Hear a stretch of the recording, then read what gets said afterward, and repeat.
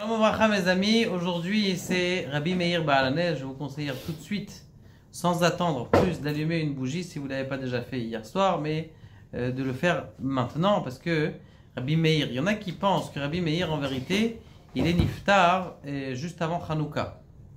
Il y en a qui pensent que Rabbi Meir Baalanes, eh bien, il n'est pas mort aujourd'hui parce qu'on ne sait pas quand est-ce qu'il est mort. Pourquoi?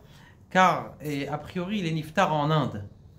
Lorsqu'il est niftar en Inde, il a demandé aux gens là-bas qui habitaient eh bien, de le mettre dans un bateau et il allait se débrouiller tout seul pour être enterré là-bas. Et effectivement, le miracle a fait que Rabbi Meir Baalanes est arrivé au port de Haïfa et les gens ils l'ont trouvé, ils l'ont pris et ils l'ont amené avec honneur enterré à Tibériade. Alors si c'est pour ça, quelle est la raison pour laquelle on fait aujourd'hui Rabbi Meir Baalanes? C'est très possible qu'il est mort aujourd'hui.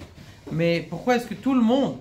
Plusieurs raisons. Première raison, parce que tout simplement, il y a eu un grand miracle le jour de Rabbi Meir Baalanes. C'est que il y a encore aujourd'hui une grande poutre qui tient le mausolée de Rabbi Meir Baalanes. Cette grande poutre, ce mausolée, ils se sont tous rassemblés 50 personnes pour pouvoir lever cette poutre. Parce qu'elle était tombée à cause d'un tremblement de terre. Maintenant, ils sont venus tous pour l'amener. Ils ont réussi pratiquement à l'élever, mais elle était tellement lourde qu'elle est retombée. Et elle allait tomber sur les personnes. Maintenant, il y a eu un miracle ce jour-là, donc de Pessar Sheni, parce qu'on est aussi Pessar Sheni, que le miracle a fait que la poutre, elle se lève toute seule jusqu'à ce qu'ils l'ont attachée. Donc pour ce miracle, ils ont dit qu'aujourd'hui, Rabbi Meir Baalanes, il est niftar aujourd'hui, et c'est pour ça que jusqu'à ce jour, on fait Rabbi Meir Baalanes aujourd'hui, le Yud Dalet Yar.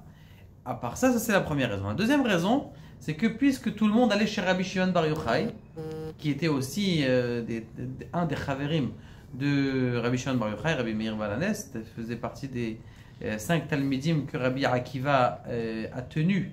Après, regardez la force de Rabbi Akiva, que même après qu'il a enterré 24 000 talmidim, il a refait encore, il ne s'est pas démoralisé.